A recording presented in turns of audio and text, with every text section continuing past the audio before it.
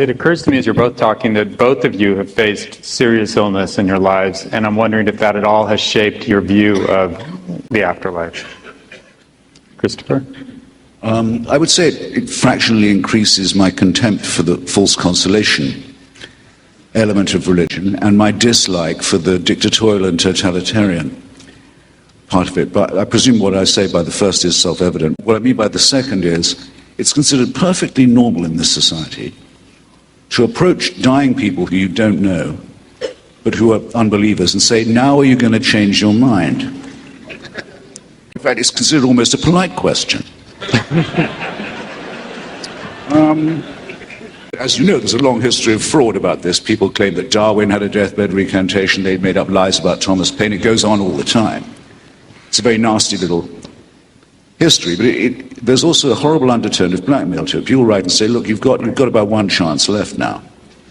Aren't you going to take it? I'm writing to you as a friend. They've even tried it on me when I've been very ill and I haven't had quite the vinegar I'd like to have had in a hospital bed. I don't mind, I can take it.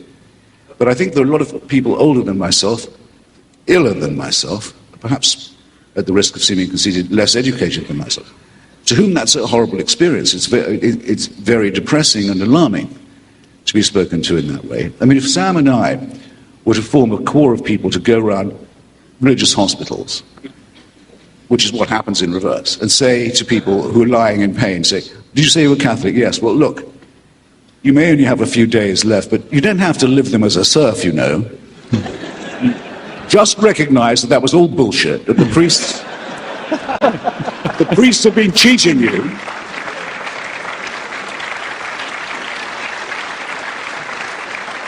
And I guarantee you'll feel better. I don't think that would be very ethical.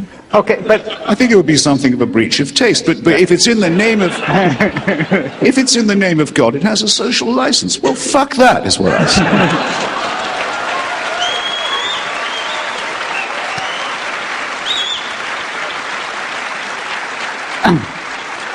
And will say, if it's my last breath. Thank you.